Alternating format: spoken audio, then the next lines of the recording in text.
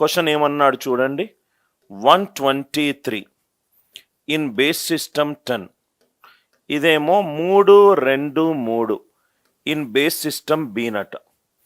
123 right. 123 in base 10, it is 323 in base b. So this will be, ఈ base బిని non డెసిమల్ని డెసిమల్లో convert చేసుకుందాం.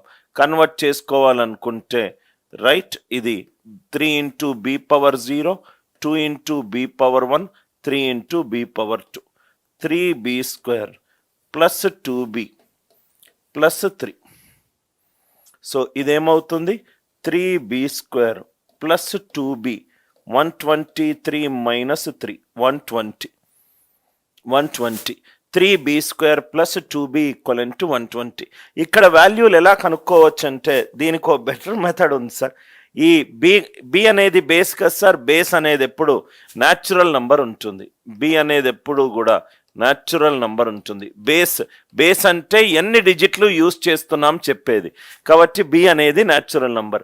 చాలా easy కనుక్కోవచ్చు. ఇదేమో square function, ఇదేమో linear function. Linear function value ఎప్పుడు కూడా స్క్వేర్ ఫంక్షన్ కంటే కూడా తక్కువ. అంటే 3b స్క్వేర్ వాల్యూ 120కి సమానం అవుతే బి స్క్వేర్ వాల్యూ 40కి సమానం అవుతుంది. am I right? What is the square that is nearer to 46?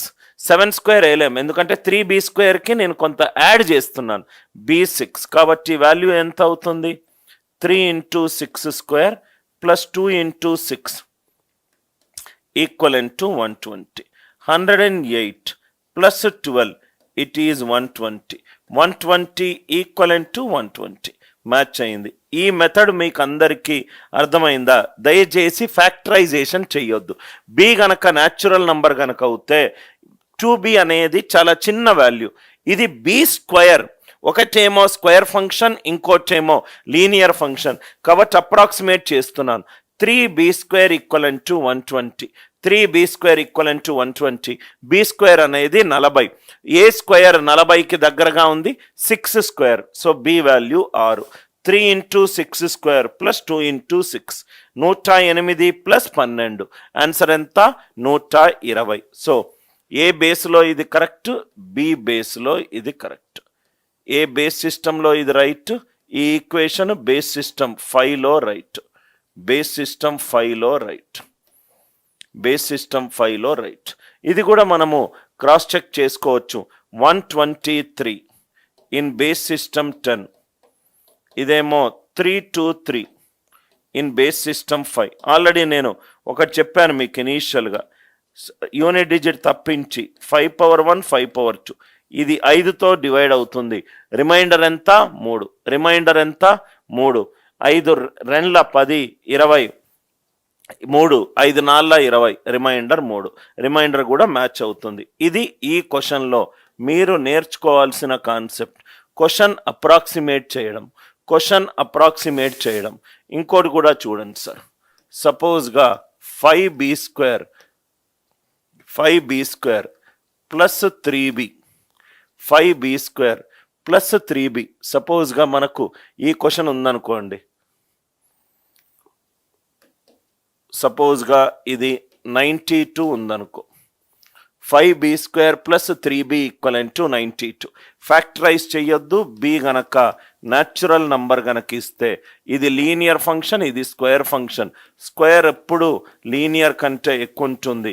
అంటే బి స్క్వేర్ ఎప్పుడు కూడా 92/5 అంటే 18.4. 18.4కి తక్కువ స్క్వేర్ ఏంటి? 4. So 5 into 4 square plus 3 into 4, 80 plus 12. 80 plus 12 is 92. 92 equivalent to 92. B value ఎంత? 4. ఈ కాన్సెప్ట్ అందరికీ అర్థమైందా? Is it clear? ఒకసారి ఈక్వేషన్లో ఎలా సాల్వ్ చేసుకోవాలి, బి న్యాచురల్ నంబర్ ఇస్తే ఎలా సాల్వ్ చేసుకోవాలి, అందరికీ పర్ఫెక్ట్గా క్లియర్ అయింది కదా సార్? ఇది ఒక మెథడ్. ఈ ఈక్వేషన్ సాల్వ్ చేసే ఒక కొత్త పద్ధతి. క్లియర్ అవుతే ఎస్ అని చెప్పి టైప్ చేయండి సార్. దీనికి 14 whole square base b equivalent to 207 base b, right? Traditional method అందరూ స్టూడెంట్స్ టెక్స్ట్ బుక్లో ఉండే మెథడ్. ఫస్ట్ అది డిస్కస్ చేద్దాము, దాని తర్వాత అనిల్ నాయర్స్ వే చెప్తాను. ట్రెడిషనల్ మెథడ్ ఇది యాక్చువల్గా ఇక్కడ చూడండి సార్, 14 స్క్వేర్ ఎంత అవుతుంది? 196 అవుతుంది. కానీ ఇక్కడ ఎంత ఇచ్చాడు? 207 ఇచ్చాడు. అంటే ఇవి డెసిమల్ సిస్టంలో లేవు, ఏదో బేస్ సిస్టంలో ఉంది. ఆ బేస్ సిస్టమ్ ఏదో కనుక్కోవాలి. సో ఇది 1 4 బేస్ సిస్టమ్ బి, ఇంకోటి 1 4 బేస్ సిస్టమ్ బి. ఇది రైట్ హ్యాండ్ సైడ్ ఏదో బేస్ సిస్టమ్కి same. 207 base system B, 207 base system B. ఏ బేస్కి ఇది క్లియర్ అవుతుంది. జనరల్గా మనకు టెక్స్ట్ బుక్లో ఏం చెప్తారంటే దీన్ని నాన్ డెసిమల్లోకి నుంచి డెసిమల్లోకి మార్చుకోండి. b⁻0 b⁻1, b⁻0 b⁻1, ఇది b⁻0 b⁻1 b⁻2.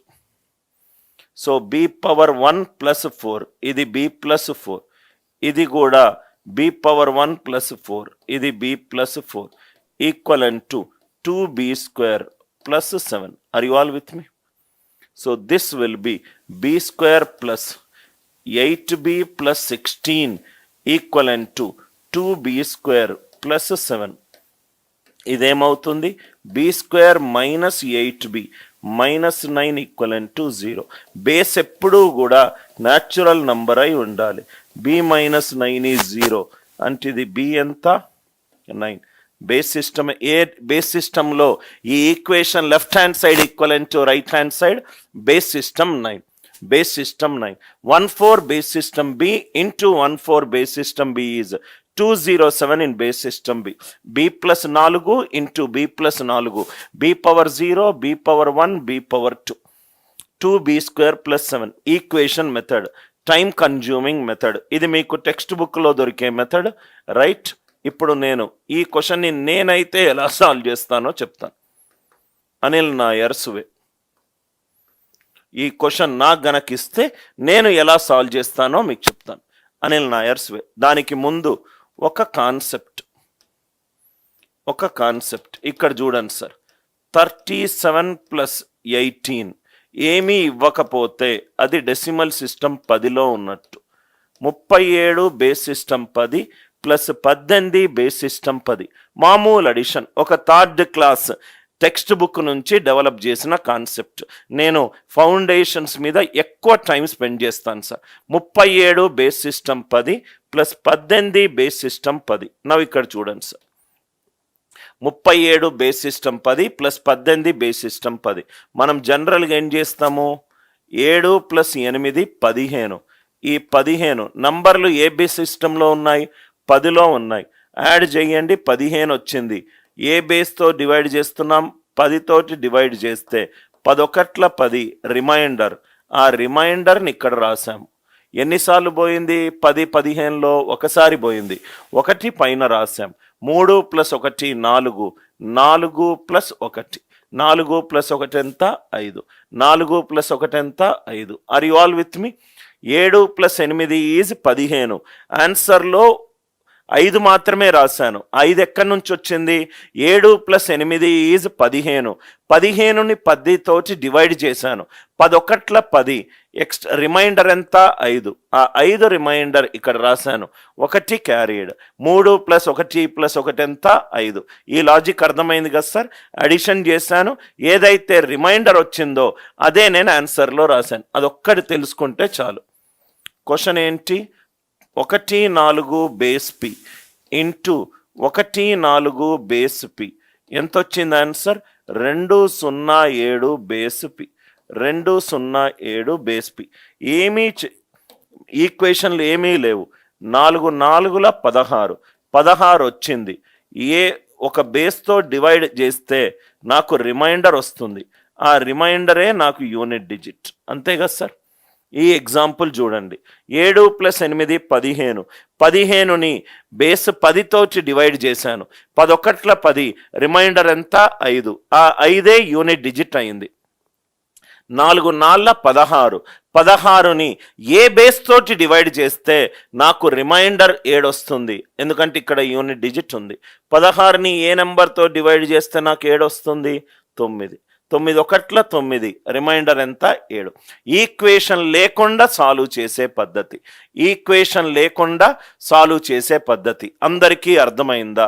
4 నాళ్ళ 16, 16 కాస్త ఒక బేస్ తోటి డివైడ్ చేస్తే 9 ఒకట్ల 9, రిమైండర్ ఎంత, రిమైండర్ వచ్చేసరికి 7, రిమైండర్ వచ్చేసరికి 7. ఈ లాజిక్ అందరికీ క్లియర్ అయిందా?